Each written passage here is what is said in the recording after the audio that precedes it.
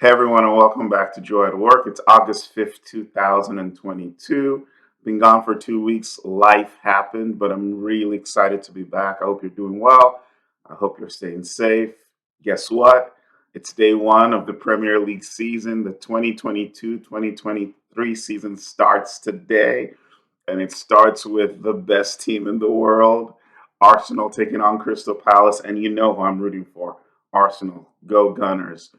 Looking forward to an exciting season. I love this time of the year as we kind of get through the dog days of summer here in the United States and begin to transition into the fall and some sports come back. It's just exciting time. So glad to be back and glad to be talking and sharing thoughts and joy at work.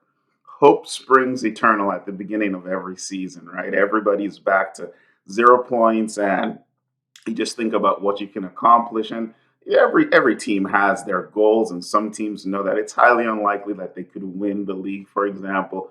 But they have objectives to maybe finish in the top six or finish in the top eight. And then there's some teams that want to finish in the top four, and the teams that want to win it all. So hope springs eternal, and everybody has their goals.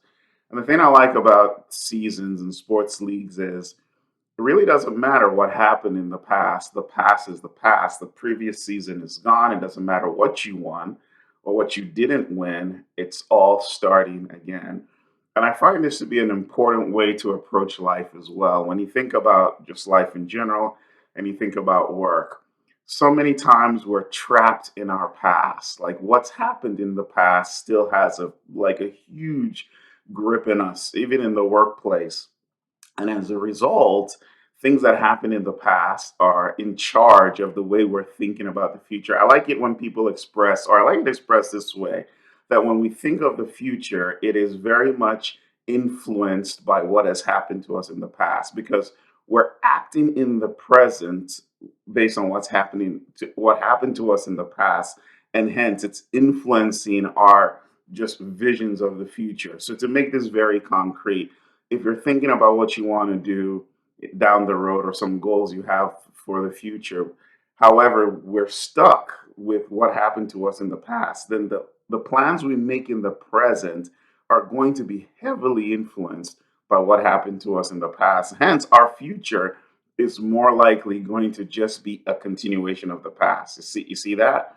And so this is why it's very important to complete your past, to almost kind of wrap it up and say, that happened. I know it happened. I recognize it happened. I'm going to reflect on why it happened. I'm going to learn from why it happened, but it happened and it's in the past. And in this moment, I'm going to think about what I want the future to look like. And I'm not going to let the past dictate how I imagine the future and the steps I take towards the future. So I don't know what your situation might be or what you're dealing with at work or what experiences you've had at work, but it's always an opportunity. There's always the opportunity to close the past and really come up with a different future. Sometimes we go into meetings and know who's going to be in the meeting and we think about all the things that we've experienced with these individuals in the past. And so because we bring the baggage of the past into the present, it impacts the way we actually approach the meeting. But what if we just completed the past and said, the past was the past. What happened, happened. And I'm going to try and show up in this present with a new attitude and a new approach to how I want the future to unfold for me. You might see a difference there. So when you think about experiencing joy at work, this idea of, letting go of the past and thinking about how we can make the future important is very, very, very important.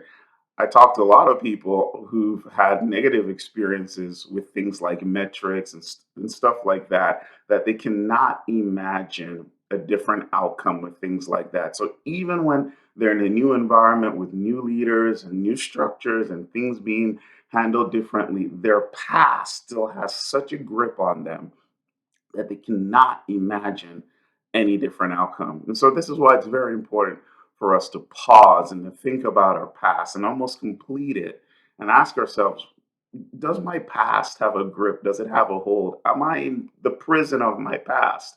And what do I need to do to come out of it so that I can take advantage of what's in front of me right now and chart or shape a different future for myself? So think about that. Think about what's happened in your past that you want to complete and want to close so that you can create a future that is not under the complete influence of your past, but is a future that's created by what you want to do in the present.